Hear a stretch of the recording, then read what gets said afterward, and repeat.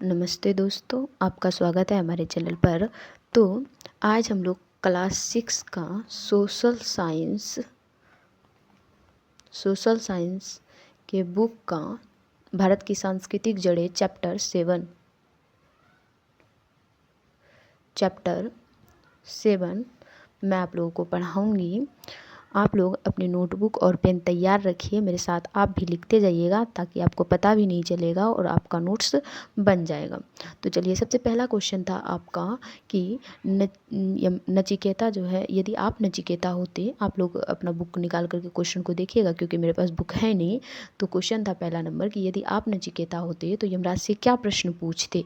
तो वो आपके मन में क्या चल रहा है हमको तो पता नहीं है, आप लोग अलग अलग प्रश्न पूछ सकते हैं। तो इसीलिए 1 नंबर का क्वेश्चन का आंसर मैं नहीं कराऊंगी, या आप लोग अपने मन से लिखिएगा, ठीक है। तो मैं यहाँ 2 नंबर से क्वेश्चन का आंसर कराती हूँ। तो 2 नंबर आपका क्वेश्चन था, आप लोग अपने बुक में देखिएगा। कह रहा है बुद्ध के मतलब कि केंद्रीय विचार को लिखना है, जो उनका मुख्य विचार है, बुद्ध के विचारों को लिखना है। तो बुद्ध का विचार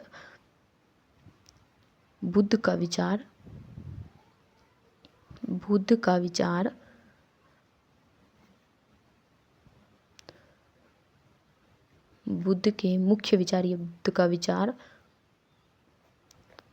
उसमें मैं 4 आर्य सत्य थे बुद्ध के विचार। ये आपका क्वेश्चन ही है, उत्तर में लिखती हूँ। 4 आर्य सत्य कौन कौन थे?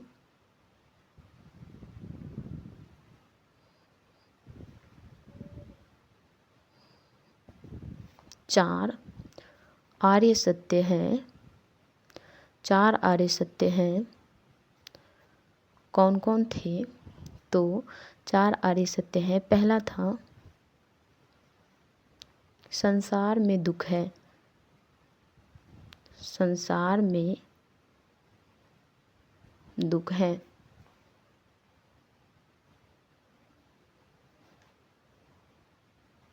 पहला तो ये था कि संसार में दुख है। दुख तृष्णा के कारण उत्पन्न होता है। तृष्णा मतलब कि इच्छा के कारण उत्पन्न होता है। इच्छा के कारण उत्पन्न होता है।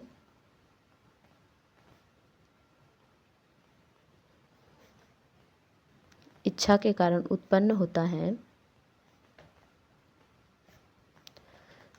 तीसरा पॉइंट, इच्छाओं के अंत से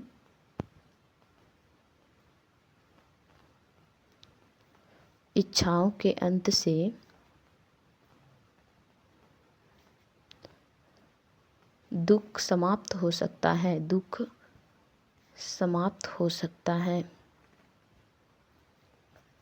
समाप्त हो सकता है। इच्छाओं के अंत से दुख समाप्त हो सकता है। और फिर चौथा पॉइंट, अष्टांगिक मार्ग का पालन करने से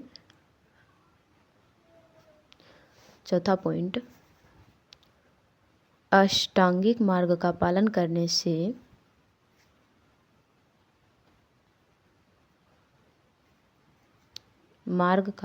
करने से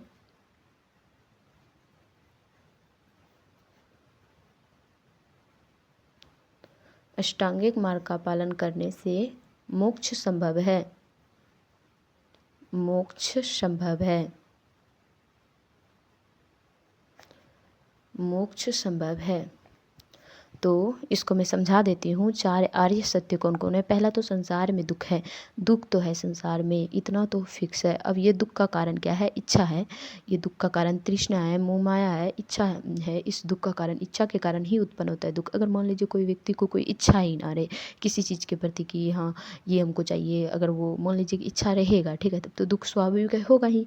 अगर कोई व्यक्ति है, अगर उसको किसी चीज़ को लेना है, ये उनके मन में इच्छा है, अगर वो उसको नहीं मिलेगा तो दुख उत्पन्न होगा, जाहिर सी बातें हैं।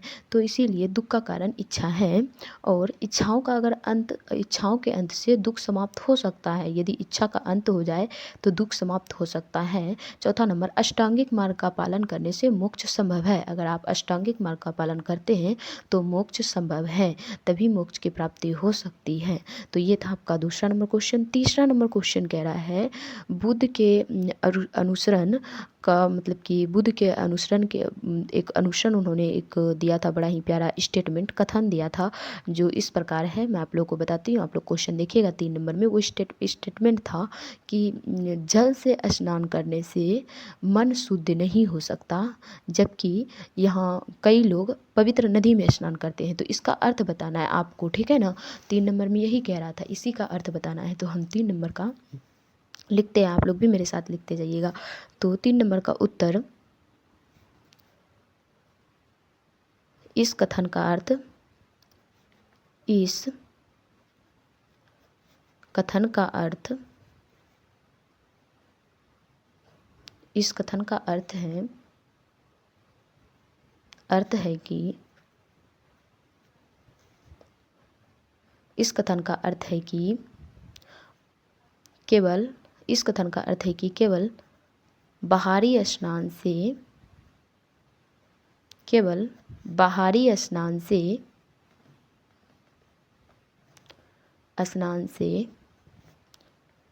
केवल बाहरी स्नान से पाप नहीं धुलते, पाप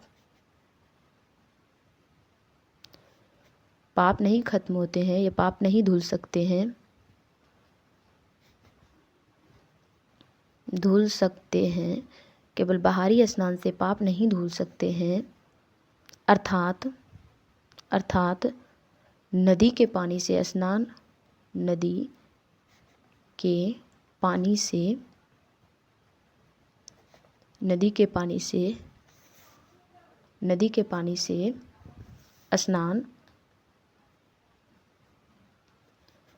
स्नान करने से, अर्थात नदी के पानी से स्नान करने से शरीर तो धुल सकते हैं, शरीर तो धुल सकते हैं, शरीर तो धुल सकते हैं, शरीर तो धुल सकते हैं, लेकिन लेकिन लेकिन लेकिन सच्ची पवित्रता, लेकिन सच्ची पवित्रता मन की शुद्धता है, मन की शुद्धता है, लेकिन सच्ची पवित्रता मन की शुद्धता है, मन की शुद्धता है। और ये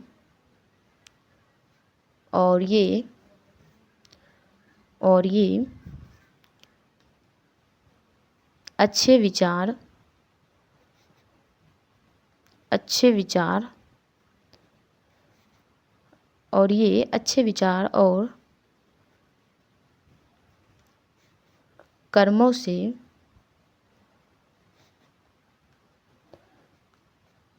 कर्मों से संभव है। अच्छे विचार या कर्मों से प्राप्त किया जा सकता है, प्राप्त किया जा सकता है, या संभव है, क्या किया जा सकता है, किया जा सकता है। बुद्ध कहते हैं कि,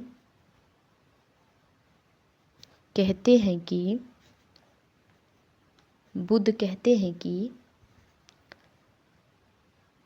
केवल गंगा नदी में, बुद्ध कहते हैं कि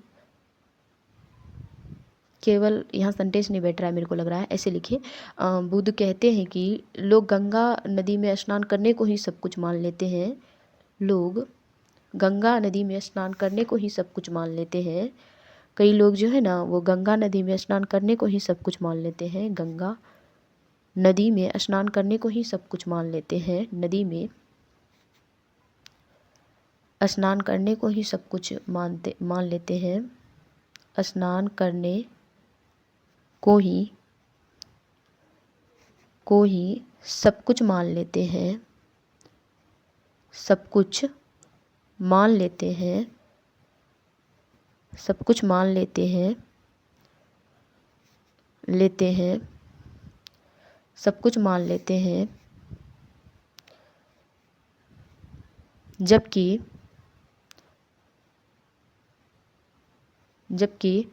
असली शुद्धता, असली शुद्धता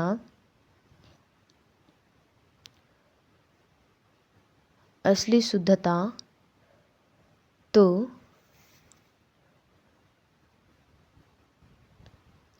या असली शुद्धि तो भीतर की शुद्धि है, भीतर की है, जबकि असली शुद्धता तो भीतर की है। चलिए इतना ही रहने दीजिए, 3 नंबर में ज़्यादा लंबा नहीं करेंगे।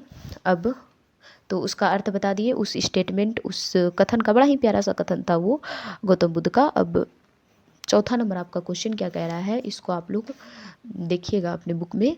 मेरे पास तो बुक है नहीं, मैं चौथा नंबर क्वेश्चन कह रहा था आपका कि जैन मत के मुख्य विचार क्या है, उनको लिखने के लिए। तो जैन मत के मुख्य विचार, जैन मत के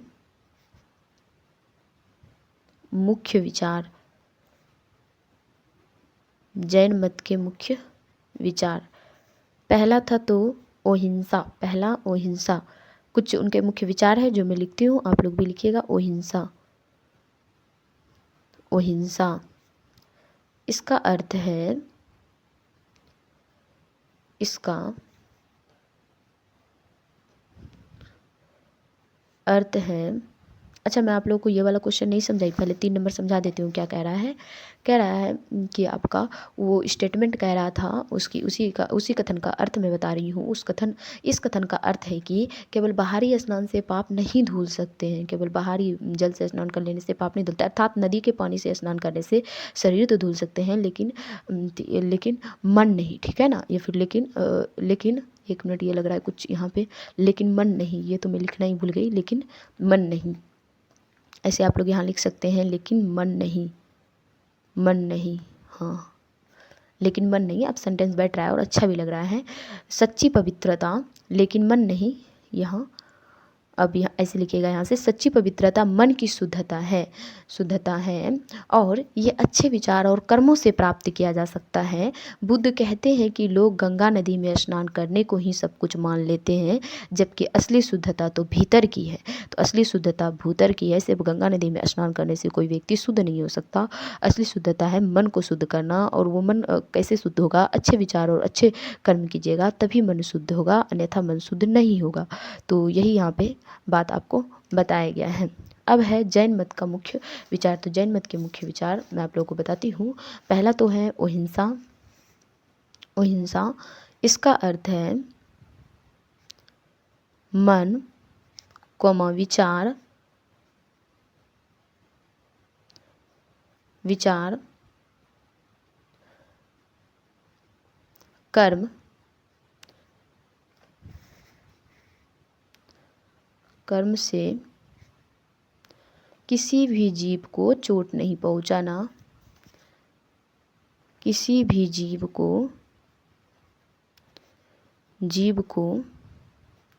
चोट नहीं पहुंचाना, चोट नहीं पहुंचाना,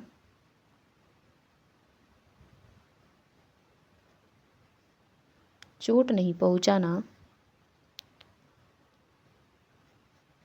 यह सूक्ष्म जीवों पर भी लागू होता है, सूक्ष्म जीवों पर भी लागू होता है, यह सूक्ष्म जीवों पर भी लागू होता है, लागू होता है, यह सूक्ष्म जीवों पर भी लागू होता है। अब दूसरा जो था, इधर मैं लिखती हूँ दूसरा,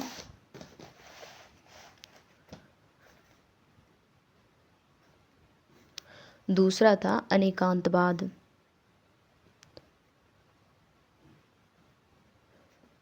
अनेकांतवाद, अनेकांतवाद में आप लोग लिखिएगा, सत्य के अनेक पक्ष होते हैं। सत्य के अनेक पक्ष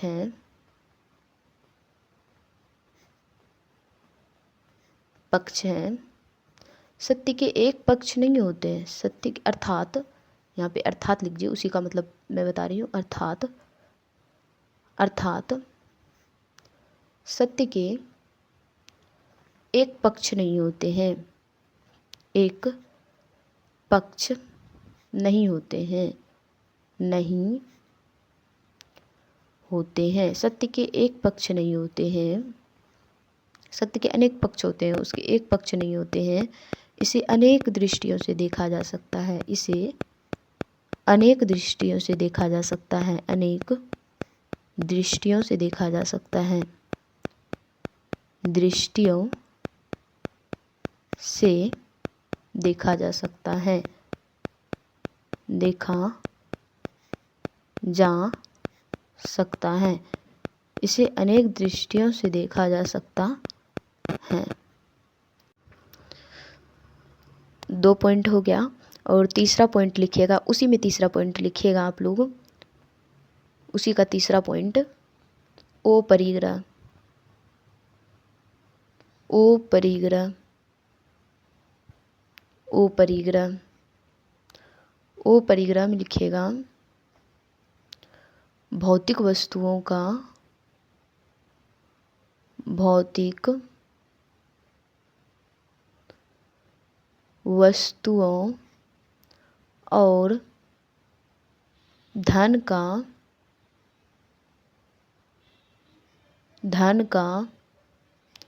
अत्यधिक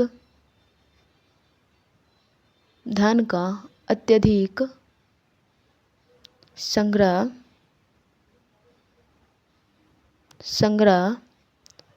न करना, केवल आवश्यकता अनुसार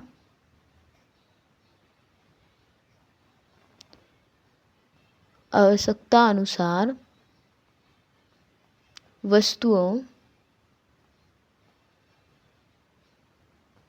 केवल आवश्यकता अनुसार वस्तुओं को ही रखना, अर्थात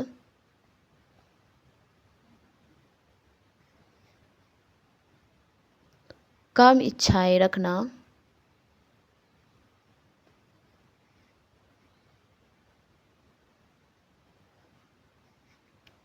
कम वस्तुएं रखना,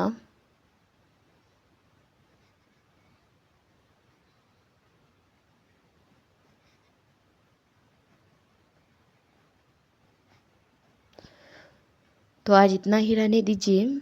4 नंबर तक ही, शेष कल आगे होगा।